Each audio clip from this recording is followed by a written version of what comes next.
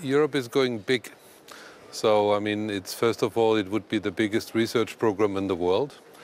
Size is not the only measurement, but I think it's an important signal that Europe in global competition wants to be a world leader in innovation. And then it puts a lot of emphasis on that we are faster, that we are adopting to the innovation culture in Europe, that we are quicker in terms of how researchers get their money. And we are going big in terms of that we are challenging the big issues which are familiar for citizens, so cancer, for example, or environmental issues like plastic in the ocean. So we are going big, we are challenging the big issues. Do you have enough money for this program? We never have enough money. Sure. But I think the budget proposal of the Parliament, the 120 billion euro, would make an effort. The heads of states 20 years ago decided to spend 3% of the GDP in Europe on research and innovation, as it is in China, in Japan, in the US. We had been falling behind over the last 2 decades, and now we see a substantial effort by the Commission's proposal, but even better by the Parliament's proposal, to catch up. How come that you from EPP and Mr. Nika from S&D have managed to work together at this important program and have unanimity for this report? I think we started actually 4 years ago. Then the Parliament would have a stronger scrutiny on the implementation of Horizon 2020.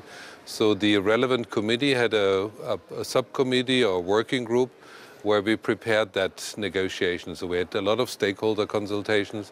And it's not so much bipartisan because our reference frame, so to say, are the stakeholders, the researchers, the innovators, the entrepreneurs in Europe. So there is, yes, different positions from political groups, but if you work together so closely for a long time, you develop a common position. And I think it's important that we show it's not just about everyone takes his money home, it's about a European effort. What are the main changes, let's say? Will you reduce bureaucracy in this area, for example? That's an ongoing discussion on reducing bureaucracy, but what means reducing bureaucracy? And I think it's important that we understand that the time where the state or the European Union would impose a top-down kind of research agenda is over. We are challenged by new technologies practically every day. So I think the biggest change in terms of reducing bureaucratic effort is not simply to reduce red tape. It's simply that the idea is that there are instruments where a researcher, a consortium, goes to the Commission saying, we fit in the framework, we have a consortium together, in 6 months you're going to answer us whether we get funded or not. And so we adapt to the being ever fast nature of innovation, that we don't wait for the Commission top-down to decide on calls. We try to empower stakeholders. Will this program be more accessible? I think yes, because Mr. Nika and me, we put jointly an emphasis, for example, on this participation of the EU13. There's a deliberate budget line, but behind the budget line also a deliberate idea how we could contribute to the fact that we want to leverage the innovation gap in Europe, to get younger researchers in the program. And there's also reference to female researcher, the accessibility for the program and the way you can combine, let's say, work and life and work and family had been an effort taken by the Parliament. What about the salaries in this area, the wages? It's a little bit of a hot potato, obviously, because salaries are member state decisions. But I think we found a compromise in that we said, it's up to the member state to decide on salaries. There would be a revolution if we would dictate salaries in member states. But on the other hand, you have to have equal payment for equal work. Yes, exactly. Equal payment for equal work is a difficult decision. It stems from the gender discussion. But I think what we found as a compromise, and that is the important thing, we leave the salary question to the member states, but we have a top-up for member states where the salary levels is lower compared to their Western European counterparts in consortia. So we have a top-up option on that. So we leave the salary question to the member state, that's subsidiarity, but we acknowledge the fact that in the same program we would like to see that research are equally paid. Can we say now that for a country like mine, like Romania, will it be easier to access this program, to access funds for research in Romania? Yeah, definitely. I mean, we were going to fund, let's say, the self-organization excellence program, that you focus on clusters, on areas where you're good, where you're excellent, and we want to also raise the managerial skills. It's excellence, but also the way you're applying for calls. So we have programs and funding for that.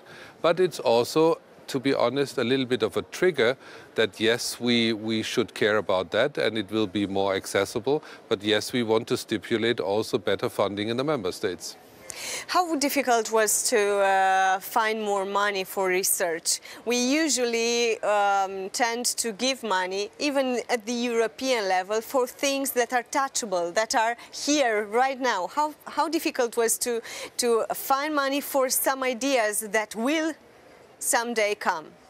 Obviously, it is a problem because politicians tend to grant money to people. It's a lot about the social aspect of that. But we should understand wherever we are, in Romania or in Germany and other places, the basis of our well-being is innovation. I mean, we all participate from, or we get a lot from industry which are new, which are hiring new people, a younger generation which is better educated. And I think if you see that statistically, someone who is working for a company who does export or is based on a high innovation level, the job is 2, 3, 5 times more safe than if you're just working for an industry which is no longer compatible. Are you happy with the form of the final form of this report?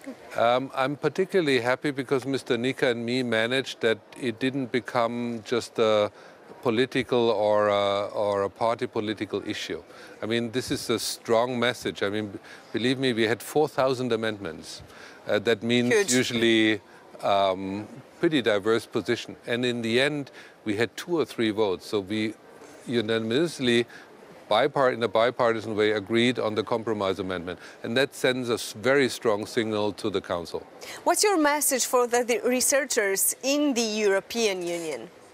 I mean, my message I think that there is a change. I mean, it's for the first time that the program is no longer an addendum to the European programs. If we would have a substantial budget uprise, if you're more flexible, faster, looking more towards innovation, if you want to close the innovation gap in Europe, I think that's good news for researchers, but also good news for women researchers.